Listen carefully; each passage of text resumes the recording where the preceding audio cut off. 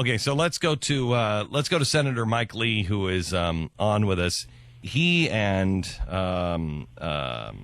Rand Paul and Ted Cruz, among others, have put together a movement that really does need to become a movement. And I'm asking the Tea Parties, I'm asking the churches, I'm asking the 912 Project, I'm asking anyone within the sound of my voice to get involved and lead this. This has to be a movement. By September 30th, the Senate has to be convinced. 41 Republicans or 41 senators need to be convinced to defund the president's health care. This is coming in a continuing resolution. Harry Reid is going to say the Republicans are trying to shut down the government, et cetera, et cetera. Not true. It's not even trying to, in my view, not even trying to shut down universal health care, but trying to make sure that the Constitution and our system is protected. The president is picking and choosing what parts of laws now to enforce. He can't do that. This was passed as a package in a certain way. It's falling apart. So he's saying, without Congress, well, I'm only going to do this part and this part. Well, that's not what the law, that's not how it works. And Senator Lee is making this case, but he needs you to call your senator and get involved. And Mike Lee is here to talk to us about it just a little bit. Mike? It's good to be with you, Glenn. Thank you very much. Am I miscasting this at all? No, that was perfect. I mean, look, we were elected, a whole bunch of Republicans, to the House and to the Senate in 2010 with one very simple mandate: get rid of Obamacare. Stop it. And since we took office, we've passed CR after CR that continued to fund Obamacare. I understand why that happened, even though I didn't vote for those. A lot of people thought the Supreme Court would strike down Obamacare. It didn't. A lot of people thought we'd elect a Republican president and he would stop Obamacare. That didn't happen either. We've got one last shot. This is the final stop on the Obamacare Express train before these things kick in on January 1st. We've got to defund it. We've got to defund it now. We've got to have all Republicans who purport to be against Obamacare to say that they will draw a line in the sand they will not cross, and that line is they're not going to fund Obamacare. I was talking to a senator the other day. He told me that the Republicans are worse than you think, Glenn.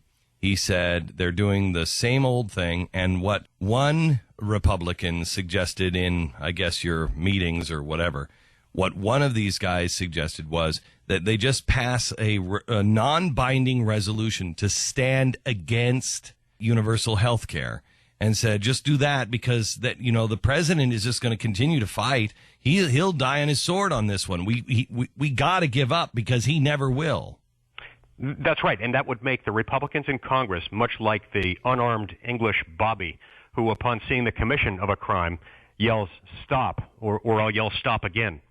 We've become totally feckless, and we can't allow that to happen. That would be devastating to the Republican Party, to the conservative cause, and to the country as a whole. You said, Mike, when I first talked to you, somebody had told me that you were going to run, and I didn't know you. I said, I want to talk to him. And I called you, and you pulled your car off to the side of the road. You and your wife were driving in through a canyon, and you were going to lose the phone connection. And I asked you a pretty pointed question about how was your soul, and you answered in the right way. And then I said, what do you know about the Constitution? And you started talking to me about how you were raised on the Constitution. And it sounded to me like you were brought up for this time or times like these to protect the Constitution. Forget about Obamacare here for a second and tell me a little bit about the Constitution and why this has to be stopped, because do you believe at all that it is going to put the final nail in the coffin of Congress or in the Senate to where the president doesn't need approval, doesn't really even need to go to you guys? He can just interpret laws the way he wants. Yes, that's a big problem. So this strikes at the heart of two very big problems in our republic. One is the problem of federalism being ignored. Federalism refers to the fact that most of the power under the Constitution is supposed to be retained by the people, to be exercised locally and at the state level. Only a few powers are supposed to go to the federal government, and the power to tell us where to go to the doctor and how to pay for it, and then we have to buy a certain kind of health insurance, is not among them. The other part of that power is separation of powers that you were just referring to. The laws are supposed to be made by Congress, not by the court, which rewrote Obamacare twice in order to uphold it after finding that it was unconstitutional as written, and not in the president, who has now amended Obamacare twice, once in saying individuals have to comply with the law during their first year, but employers don't, and then in saying we're not going to even require people to prove their income based on their eligibility in order to establish their eligibility for Obamacare subsidies. And so this really is about the Constitution, Glenn. It's not just about a single policy. This is about the protection of an institution that has made this the greatest civilization the world has ever known.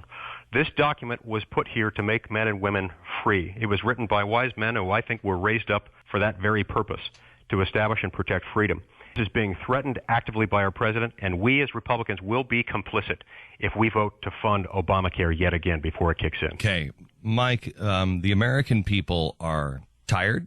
They don't believe most people in Congress. They don't believe anymore that their voice makes a difference. They've marched, they've talked, they've done all kinds of things. Somebody's calling Pat right now to say, "Hey, I'm part of that." Some of us would turn our phone off in a broadcast, but some of us probably thought it was on. That would only be one of us. Anyway, so the people are tired and they think that's not mine. Well, I don't own a phone. It's not mine. That was Glenn's the whole time. I don't own a phone, so it's not mine. I just threw mine out. No, you didn't. Oh, Yours is sitting didn't. right there. There it is. Oh, it is yours. What do you mean you don't own a phone? Do you rent with an option to buy? What's going on with that?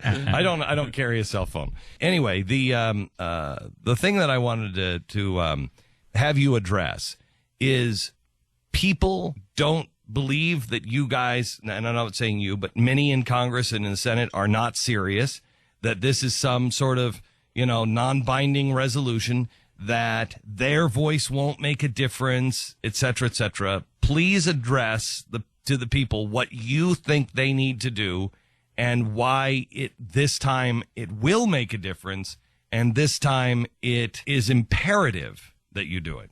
Okay, this time it will make a difference because the people can express in clear, unequivocal terms that they understand Republicans in Congress are in one of two camps, those who are for Obamacare and those who are against it.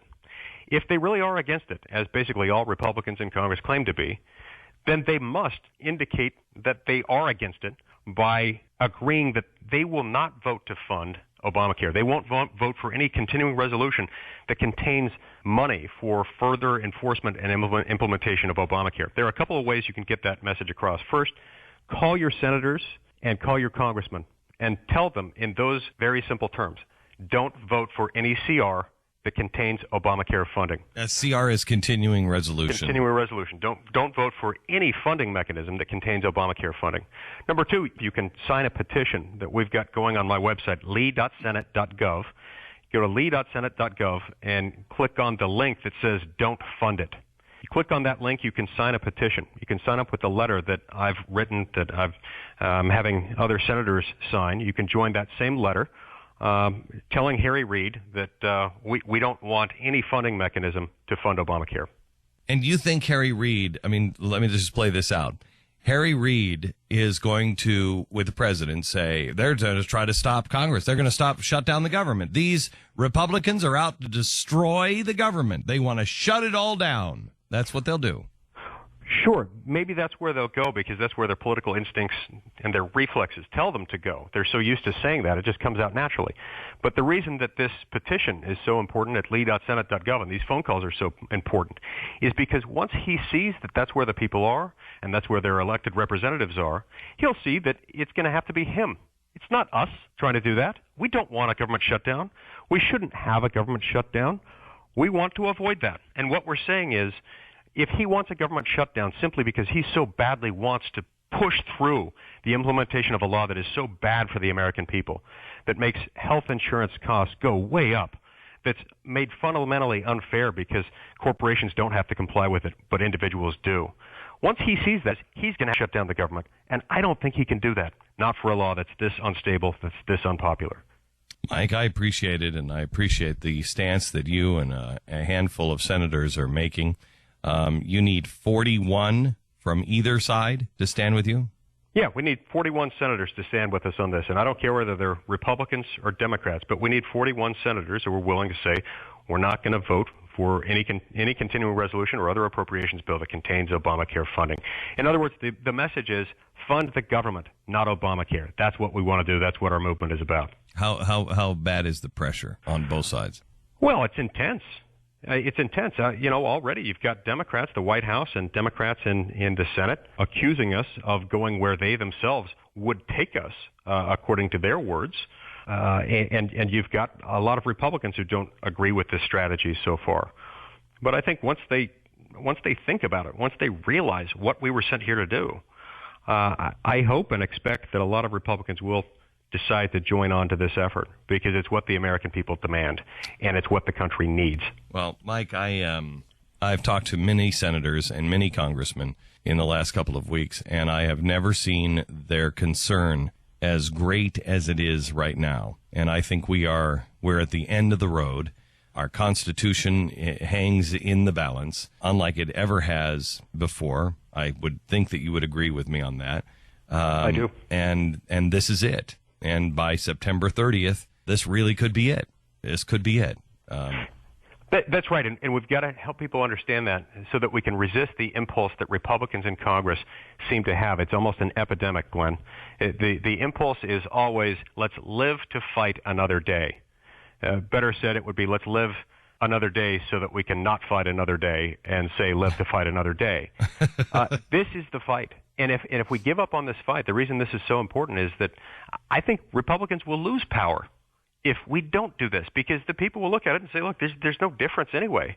Mm-hmm. Why should we trust those guys to power when they promise to take power and stop Obamacare, and then all they do are make symbolic votes in that direction? Now, Mike, are you guys prepared to stand up and defend this when you are accused of trying to shut down the government? That's all these people want to do. Is they're anti-government. That's all they want to do is shut down the government.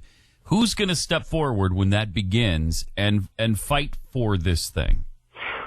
Well, we're already facing that right now, and so this is nothing new to us. People are already saying that, and our response to that is, this is not about a government shutdown. We don't want that. We don't need that. We're trying to protect against that. Yeah. We're saying you can protect against that if only you will fund government, not Obamacare. That's what we want. That's what we demand. That's what the American people are going to demand, and I invite all within the sound of my voice to join me in this effort. Contact their senators and congressmen. Tell them to fund government, not Obamacare. So, yeah. Mike, thank you very much. I appreciate it.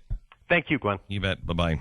Somebody's going to be out there saying it all the time. I cannot tell you in any clearer terms, I do believe this is the line in the sand. I don't think that I'm not saying that the government is going to go away. I don't think we're going to turn into a fascist government, October 1st. I am just telling you, America as we know it, the fate is sealed depending on how this vote goes. Please tell everyone you know. Call your senator. Call your congressman.